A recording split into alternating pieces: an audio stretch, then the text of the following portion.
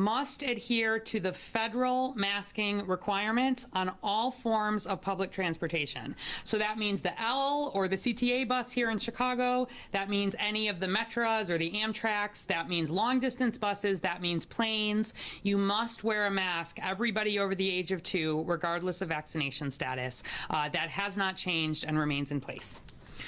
So if we look in a little more detail at what COVID-19 is looking like across the U.S., this is showing the average daily cases per 100,000 population in the past week. So you can see Chicago and Cook County remain at that lowest level still, fewer than 10 cases per 100,000 in the lightest yellow. But the reason you've been hearing in the national news a lot of stories out of Louisiana and Florida and Arkansas is that they are seeing some COVID surges there that are as bad or even worse than anything that we saw here in Chicago, and that is largely because vaccination rates are low. Here's what hospitalizations look like, and similarly, you can see we remain, not surprisingly, at the lowest level there, but in some of those same areas, seeing some very high hospitalization rates. Jacksonville, Florida, for example, is at more than 80 cases, 80 hospitalizations per 100,000. That is higher than we ever got in Chicago. The highest we ever got here in the first peak was in the maybe 65 per 100,000. And unfortunately in Jacksonville, they've only got about a 42% vaccination rate. And so unfortunately, some of these stories that you're seeing of surging and hospitalization is true, and it is landing heavily on unvaccinated people. Here's where we are in Chicago. Our COVID-19 cases are now averaging 234 per day. That puts us in the substantial transmission range. Our other metrics all remain at the lower transmission risk. So we're at a 3.3% test positivity. There are 125 folks hospitalized with COVID across Chicago's hospitals and 42 people in the ICU with COVID across the hospitals.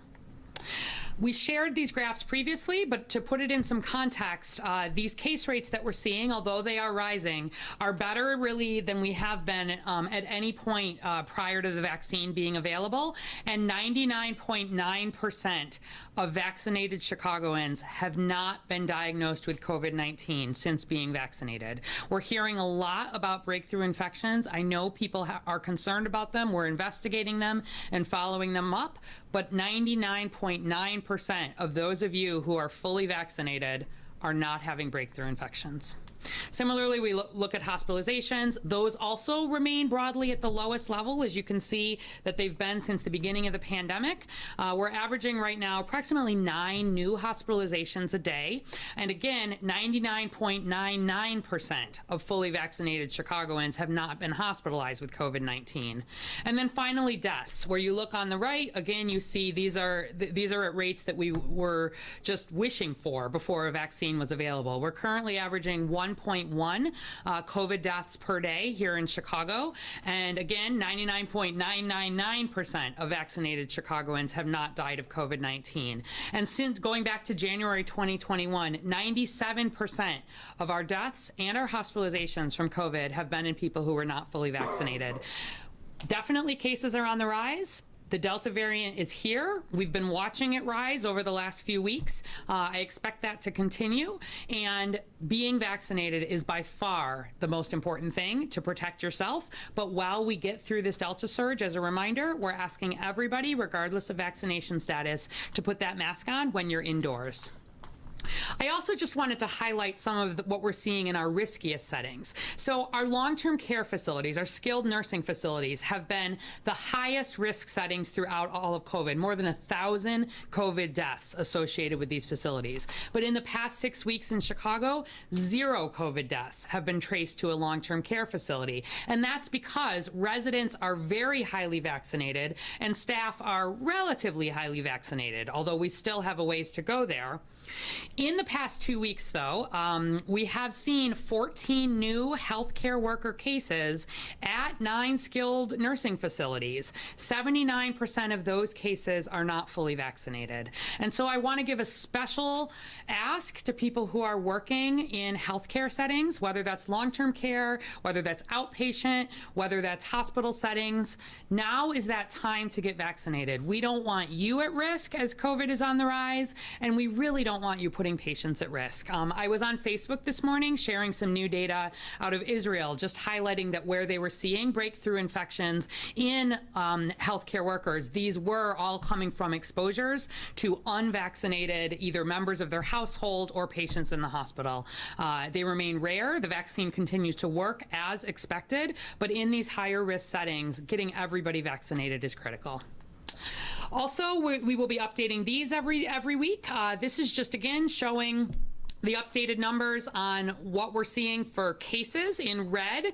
This marks our weekly case rates for unvaccinated Chicagoans going back to March. So you see that small surge we had in April and May, and then now we're seeing those numbers go back up again. In comparison, the dotted blue line are people who were partially vaccinated, meaning 1 of 2 doses, and the blue line are people who are fully vaccinated. So in that surge in April, we saw just a very small increase among people who were fully vaccinated. The huge majority of those cases coming from folks who were unvaccinated. And as we're starting to be on the way up here, that same pattern is holding true, where the great majority are in folks who are unvaccinated.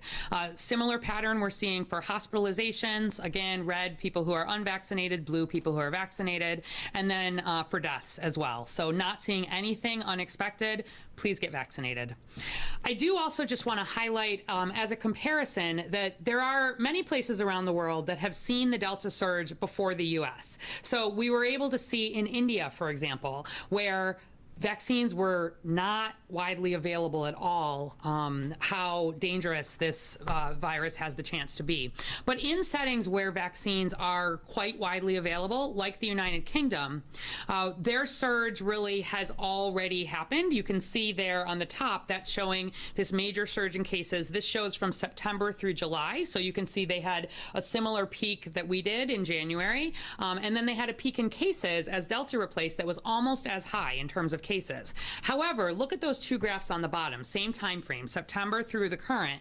In comparison to the high number of cases, the number of hospitalizations much lower, 1/15, and the number of deaths, see how much lower that is compared to previously? That is because of the effect of the vaccine. And they are very, very, doesn't matter what vaccine you get, seeing most of those severe outcomes on people who are unvaccinated. And then here around the US too, where there are places that are surging a little bit before us. This happens to be out of San Diego, but I just want to give you the sense that this is nothing different, where that blue dotted line shows you what COVID rates have looked like in San Diego, all county residents, but the orange line shows you what the cases look like among people who are not fully vaccinated, and the dotted green line shows what looks like among people who are fully vaccinated. So we are looking at this data. We'll continue to update about it, but the most important thing, if you're worried about COVID, is get vaccinated. And the second thing is just asking folks, for now, while we get through that surge, to keep your mask on.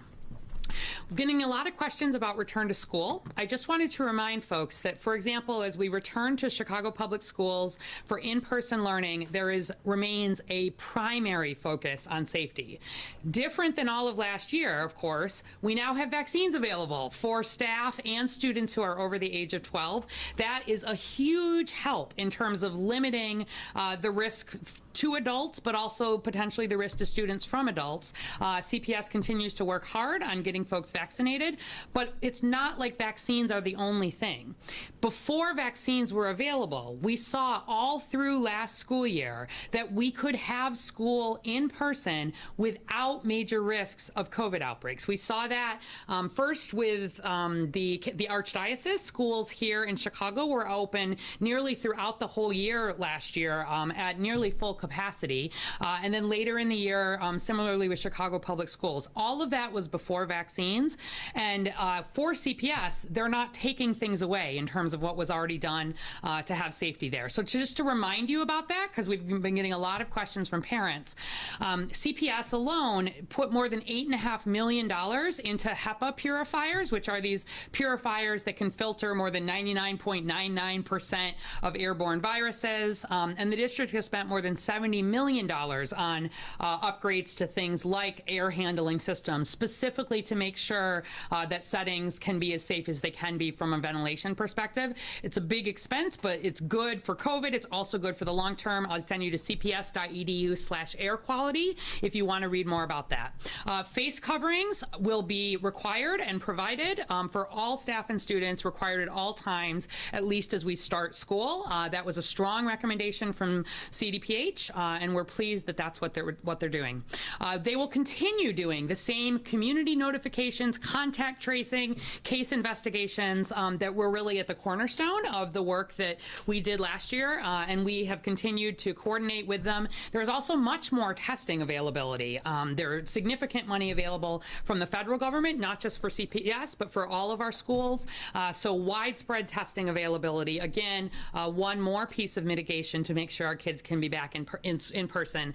And then daily screenings. These will be daily risk and symptom self-screenings. They'll continue to be required for staff, students, and visitors to any CPS buildings. So there's more information at cps.edu/school reopening, but we're less than a month from coming back to school, and I want to make sure people are getting their questions answered related to that.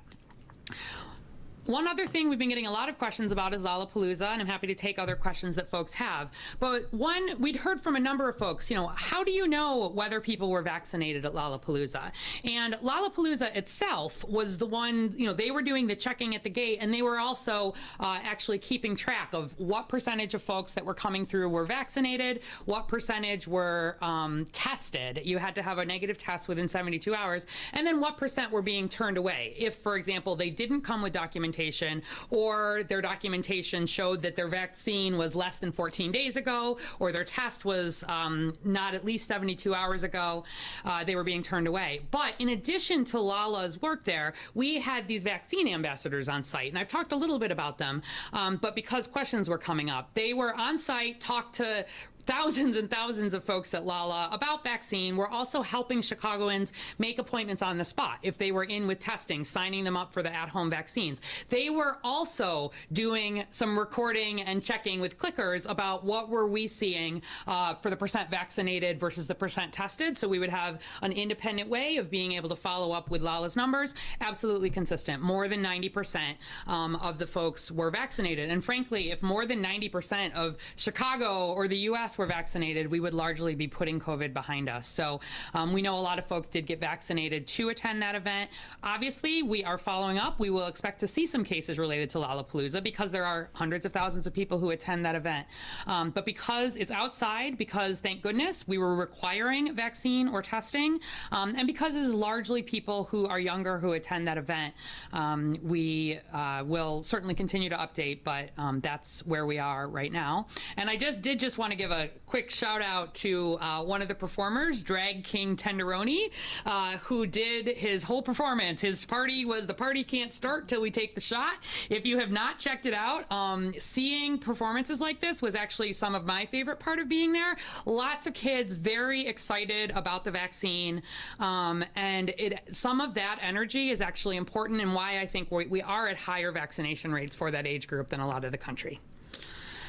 And then finally, just as a last reminder, vaccine remains highly available around Chicago. You can walk into almost any pharmacy. Most outpatient providers have it, hospitals have it, and you can call 312-746-4835 if you live anywhere in Chicago. We'll schedule an at-home appointment for you free of charge for up to 10 folks. You can get Pfizer or Johnson & Johnson. There is no ID, no insurance, no bill to you.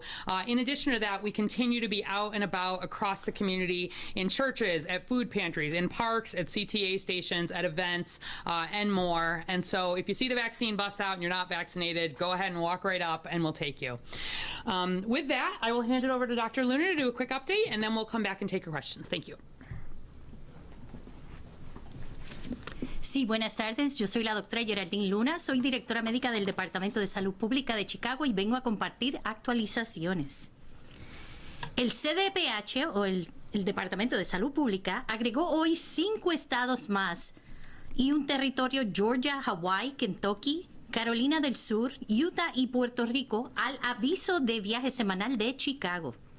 Ahora hay 19 estados y 2 territorios en el aviso de viaje de la ciudad.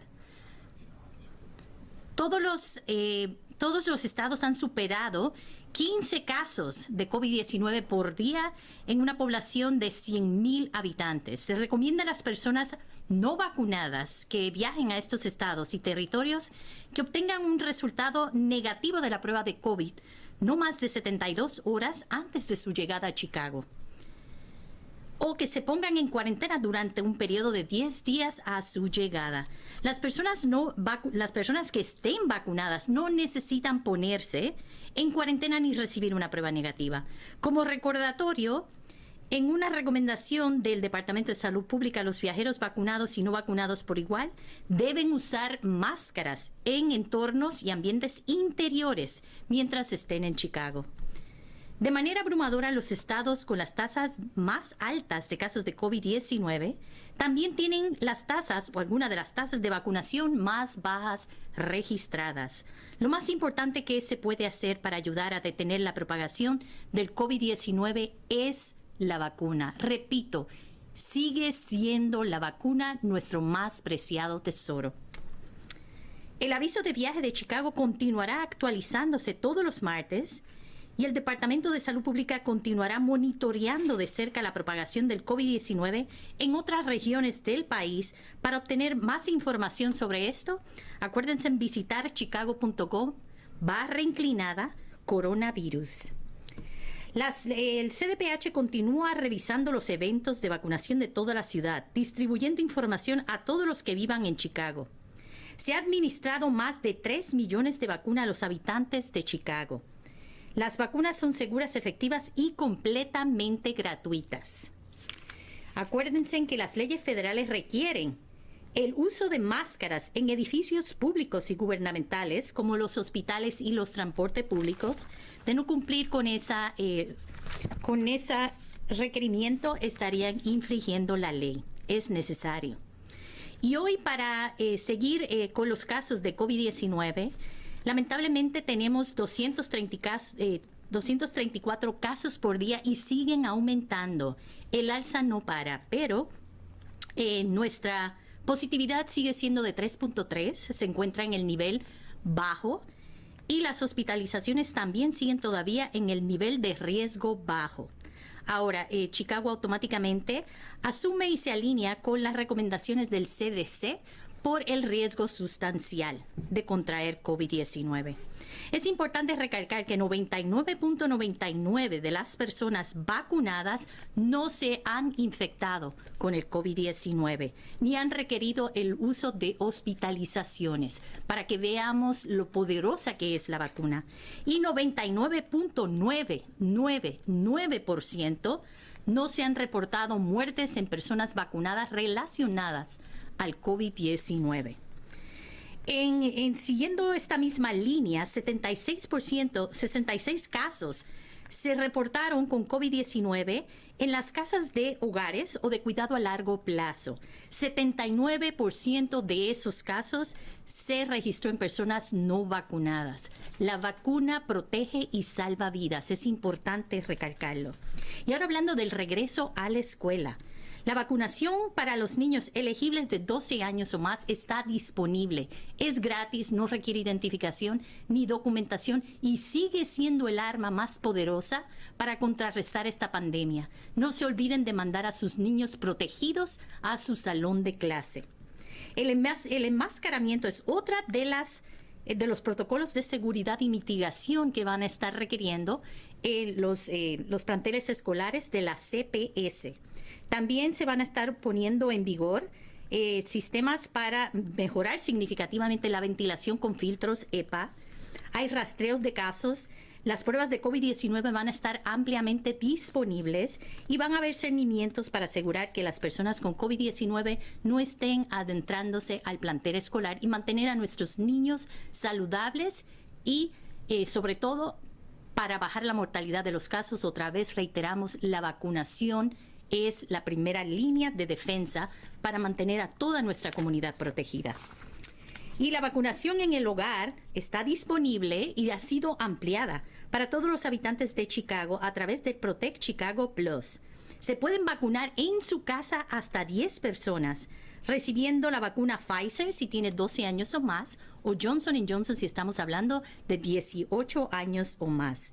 Para esta información, siéntase seguro de llamar al 312-746-4835 y una persona le va a coger el teléfono, una persona hablando su idioma en una cultura que uno la pueda entender. Y si quiere hacer cita, o también puede visitarnos a nuestra página web de chicago.gov/inclinada at home y puede hacer su cita y obtener más detalles sobre lo que es vacunación en la comodidad de su hogar. Esto sería todo y gracias por recibir esta información. Thank you. Questions? Good afternoon, Dr. Arwady. I have two questions, if you don't mind. Sure. The first question is, we've already begun to see several Chicago businesses, restaurants especially, making the decision to only admit customers who are vaccinated. And today, we saw the mayor of New York City announce that anybody who wants to dine indoors or go to a gym has to be vaccinated. Are we thinking this is a move that will need to come to Chicago as well? Yeah, so a couple things on that. One is I've been really pleased to see restaurants and bars in particular make that decision. We've been keeping a list, and it's a big list, all over this city of taverns and nightclubs and bars and restaurants that have made that decision. And I want to thank them for doing that. It is clearly one of the most important things that they can do in terms of reducing the risk for everybody in the restaurant. I was also interested to see New York do this today. I think that focus on the restaurants and the gyms is not accidental and certainly makes some sense because we know that those are two settings that generally are somewhat higher risk than others. Restaurants and bars, simply because to eat or drink anything, you have to take your mask off, and we've seen transmission in those settings. And gyms, because people often also with exercising don't feel as comfortable with the mask, but also they're exhaling more, and we have seen outbreaks in indoor gyms, including here in Chicago. And so thinking about some of the higher risk settings, I certainly think that those are the appropriate ones to be thinking about. I'll tell you, in New York City, there's a couple things that are different. One is I think they have embraced this vaccine passport idea a little bit more than has been embraced here in the Midwest and across Illinois.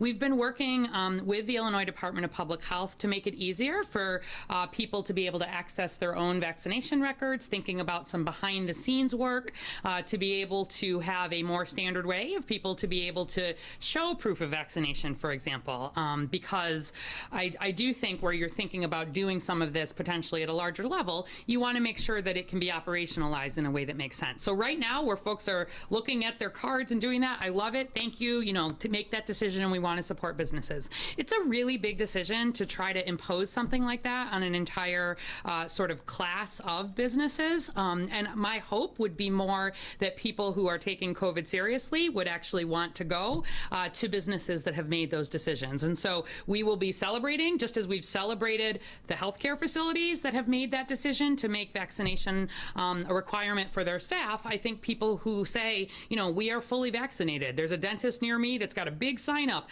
My whole staff are fully vaccinated. Let me tell you, that's where I want to go to get my teeth checked. And so I think at this point, certainly we're interested in this. We'll be watching to see how this plays out, but we don't have a current plan to do something like that at the city level. We're working on the tech piece that will help businesses who may be interested in this, and then obviously are in full support of higher education settings or health settings or business settings that make that decision as long as they're able to operationalize it. So not ruling it out, but for now, no plans. That's correct.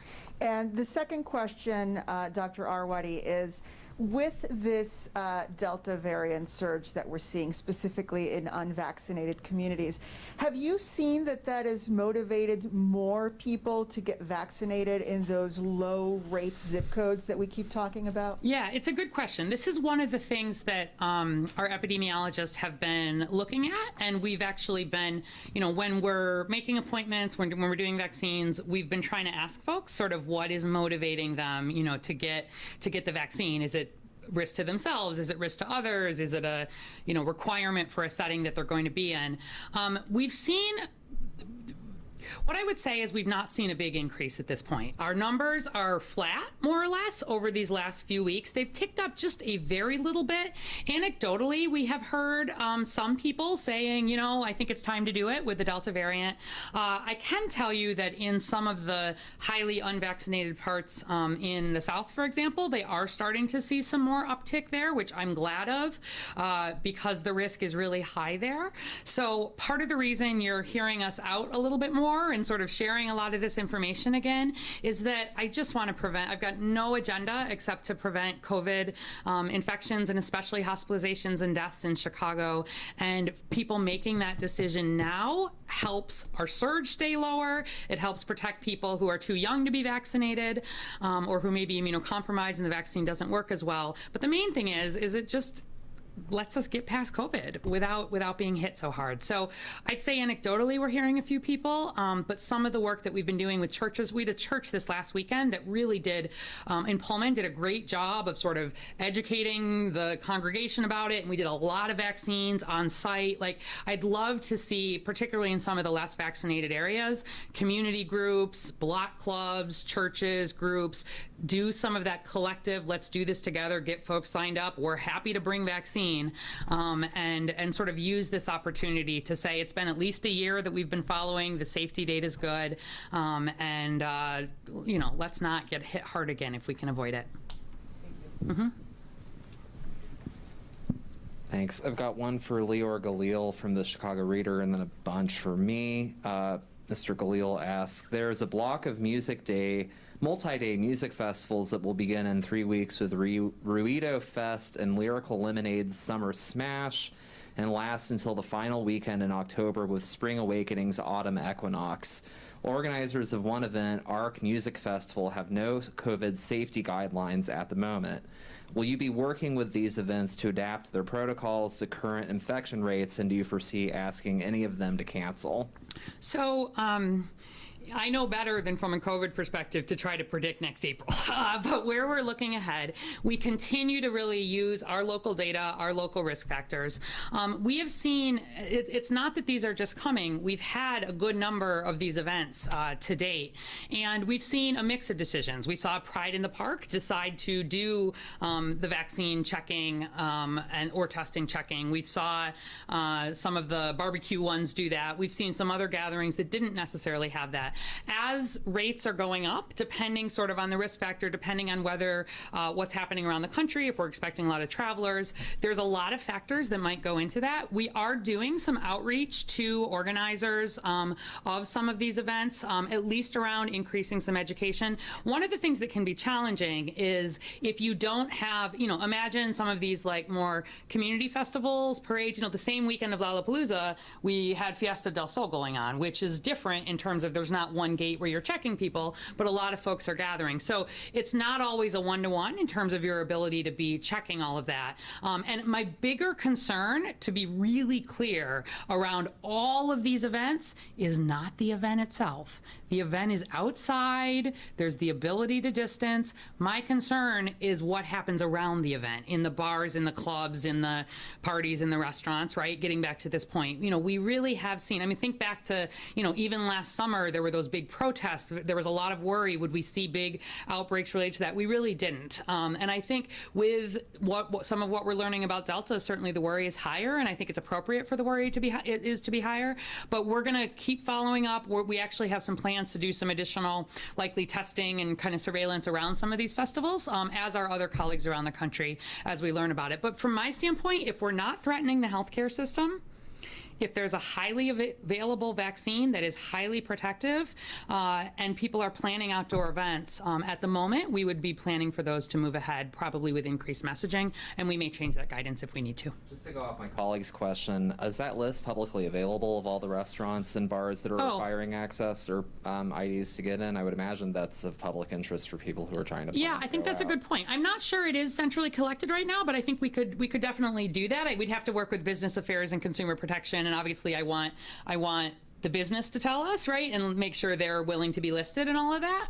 But I think in the same way we've lifted up some of the healthcare settings, I think that's a good idea. So I'll take that back to the team and we'll talk about it. Now to my very long list of questions. Bear with me, sorry. You said on Sunday that the Delta surge in Chicago was probably going to be similar to the Alpha surge in Chicago in the spring. Can you explain the reasoning behind that? You spoke a little bit to the Delta surge that happened in the United Kingdom. I would imagine it's along similar lines about that. It's just I'm having trouble wrapping my head around it because the Delta variant's so much worse than the Alpha variant is. The Delta variant is more contagious, but we've not seen clear data that the Delta variant is making people clearly sicker or putting them in the hospital more. And we have seen consistently around the world that vaccination remains quite protective, very protective, you know, as we've shown, for those severe outcomes, those hospitalizations and deaths. And so where I look at that surge, and the thing that happens when a new variant, like a very contagious variant like this comes, it outcompetes everything that came before, right? So what happened in sort of April, May, when this very contagious variant came through, it sort of knocked out the rest of the variants and everything almost was Alpha from there. And that is what has been happening over these last couple weeks, and we sort of replaced with Delta. But as we've been seeing these Delta cases, obviously we've been investigating breakthroughs, we've been looking at hospitalizations, we've been looking at deaths here, but then also around the country and around the world, where we have the benefit of seeing how this virus, this variant, is behaving in other settings. And there just has not been anything particularly surprising or concerning about the way that we're seeing those hospitalizations and deaths land on the unvaccinated folks. We're more vaccinated than we were even in that April surge. We've got more people fully vaccinated, so that, you know, at that point we still had a lot of people just with the one dose. And I have not seen any data. And again, you know, we're always just looking and trying to pull in everything we have and make our best assessment, but I have not seen anything that makes me concerned about, for example, overwhelming the health system or the huge number of cases like we saw in the prior rates. And we get more folks vaccinated. Every person we get vaccinated helps keep those curves lower. I wanted to ask about the rates of vaccination on the south and west sides, because they do strike me as being roughly similar to vaccination rates, like in particular, like southern states. You said 42% of people in Jacksonville being vaccinated. I don't know if that's all people in Jacksonville or adults, but it's only 30% of people in South Shore who are currently vaccinated right now. I mean, what's to say that it's not going to be as bad, you know, with Delta variant in, you know, mid-South side or other areas than it is in the South right now? So some of this is about how geographic do you get, and what you've seen is that you know, we tend to talk about zip codes or community areas. Even with that, within census tracts, there's a lot of variability in terms of what we see. So when we're sharing vaccination rates at the city level, or, you know, that's everybody in Jacksonville. Now there are parts of Jackson, you know, if that's their average in Jacksonville, there are parts of Jacksonville that are even lower. And so, yeah, I'm concerned about places, you know, that are not vaccinated enough. And, you know, like we shared, every zip code in Chicago, at least 40% of the eligible Chicagoans, meaning over the age of 12, are now vaccinated. And in all but 6 zip codes, at least 50% are. So I'm very glad we're not sitting with zip codes at the 20% like they're seeing downstate and in the South and seeing some real surges. But it's not enough. There will be preventable, largely preventable infections and hospitalizations and probably deaths. And, you know, anybody who knows folks anywhere in Chicago who are not vaccinated, like, you know, now is really the time to do that. But I don't just want to focus on those. I'm also concerned that across the whole city, there's there's only like 3 or 4 zip codes that are 80% vaccinated among that group. And I would like to see those settings moving, you know, I'd like to see most of the city, if you're at 70% now, let's get to 80, let's get to 90. If you're at 40% now, let's get to 60, let's get to 70. We do that, you know, as a city, we are much more protected.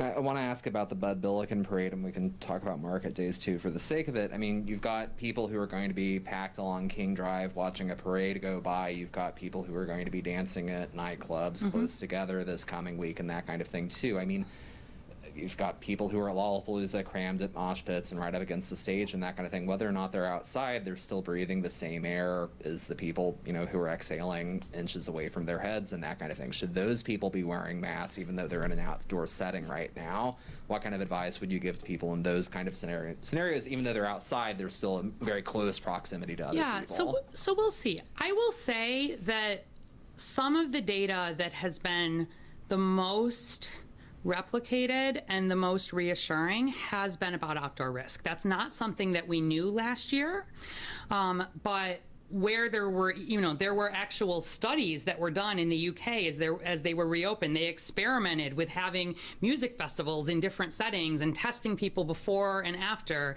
and really saw outdoor settings, even of this kind of activity, being low risk in terms of vaccine, whereas the indoor is higher. Now, it's not 100%, like, to be perfectly clear about that. And obviously, we continue to learn about the Delta variant, about how it might be showing up differently.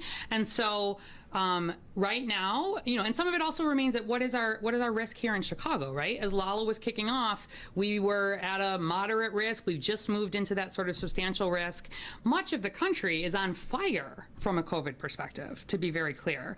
And if we were on fire from a COVID perspective, if we were having a lot of the indoor things around it, if it were an event that attracted a lot of older people, we may need to make some different decisions. But I'm trying to, these are big events in terms of a planning perspective. And so, we're trying to let folks know with enough advance notice what we're recommending.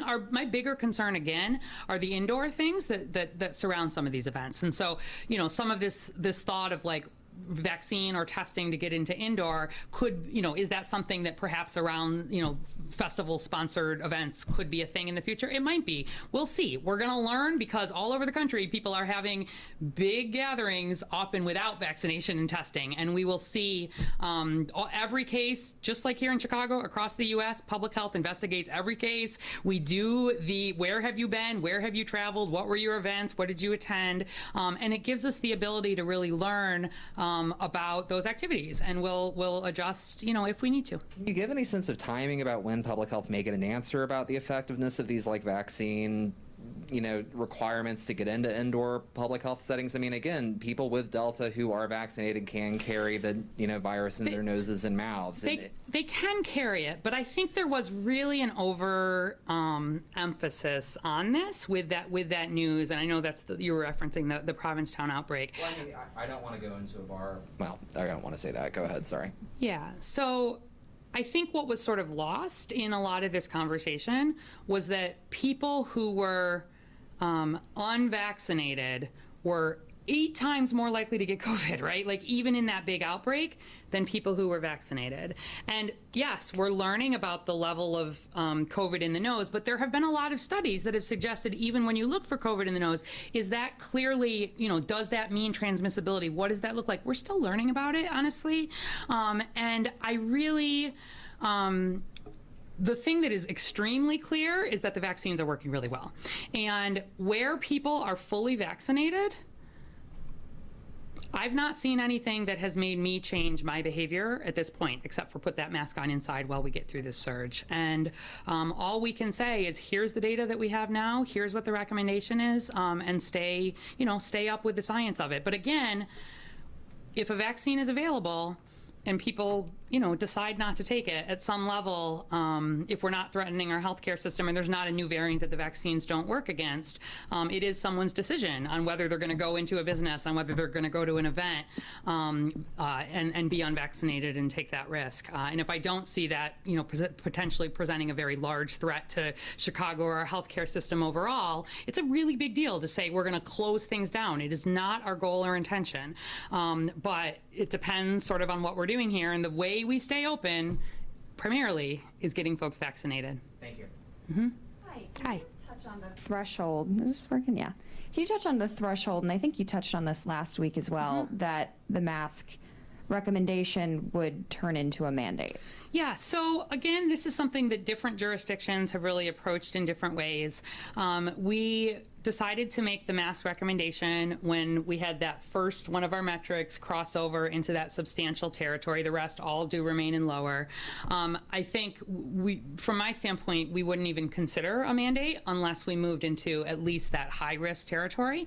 We have not made that formal decision. I think, again, interested in seeing what's happening. And for me, a mandate is also about what is your ability to enforce. And so if we're going to switch from a recommendation to a mandate, that's serious work with the Department of Business Affairs and Consumer Protection. It's about going out. It's the ticketing if folks aren't masking it. Like, there's a lot that sort of comes into that. And again, especially when that risk is mostly on folks who are unvaccinated, it's a little bit of this balancing act. So it's something that we are certainly, it's under discussion. Lots of things are under discussion if or when we moved into that higher risk territory. But that's why we are where we are. And different people are threading the needle in different ways. We'll be watching to see what seems like it makes an effect in different parts of the country as well. Okay. Yeah, I know you last week sort of forecasted this move into the substantial category. Yeah. Do you have any more forecasts? I mean, do you feel like we're going to stay in that category for now? We are clearly on the way up. Not as a result of LALA, just to be very clear about that. We are on the way up because the surge that we were expecting, is coming. I do expect cases are going to continue to rise. One of the things we're the most interested in is what happens with the hospitalizations and the deaths. And do we see anything concerning related to fully vaccinated people actually, being diagnosed, or more concerns there. So I can't obviously completely predict what's going to happen, but based on what we're seeing around the country, right, we're different than at some other points. When these surges come in the U.S., they end up hitting really everywhere, but they hit at different points. And so we have known that at some point, I've been talking to folks around the country all the time, and 3-4 weeks ago, people were like, wow, just wait, right? It's coming. And there's such a desire to try to get folks vaccinated before the surge gets here, before they get scared, or unfortunately get sick. But it's about communication and trying to have people feel comfortable with that decision. So we're gonna keep monitoring this. We're trying to be as clear as we can with our recommendations and with keeping the same metrics. I've felt very strongly that we are not altering those. They're the same ones we've been using for the year. And so when we're talking about risk levels, I want it in the context of what the risk has been overall, and the whole game has changed with the vaccine here. We're not done with COVID, but we're not going to eradicate COVID either. And so thinking about how we limit that risk, how we sort of live with COVID, and then attempt to get folks vaccinated and protect people, why I felt so strongly about the masks in the schools. Young kids can't get vaccinated yet. And so it's, right, this is some of the balance where we're making some of those recommendations. Thank you. Mm-hmm. Time for one more? Yeah. Thank you. If I can just have you clarify, maybe follow up a little bit on Sure. your comments regarding the city working on the tech piece that would allow businesses to verify people's vaccination status. Are we talking about Chicago working on a vaccine passport, or are we just talking about a way that businesses can use to verify other than just a card that That's can right. be easily We're talking counterfeited? The latter. We're talking about there being more ability for people to be able to, for example, download their records in a formal way, from the vaccine registry that protects their privacy, for example. It's just not something that the state registry had been set up to do previously. And so we've been in good conversations, with the Illinois Department of Public Health. We are not at this point, we don't have a plan for some of the apps and things that are in place in other settings. But I do know, we have a lot of people lose their cards, and we want people where there are settings that are wanting to either mandate vaccine or be checking vaccine as folks are coming in. I want to make that as technologically easy for them as possible in a way that protects everybody's privacy. And there's been a lot of tech work on this done really around the country, and Illinois is also working on that. But it's about trying to make individuals who have been vaccinated, make their lives easier, and make people who want to do vaccine checking, businesses, et cetera, make their lives easier. And that's really the goal at this point. Great. Thanks, everybody. Thank you.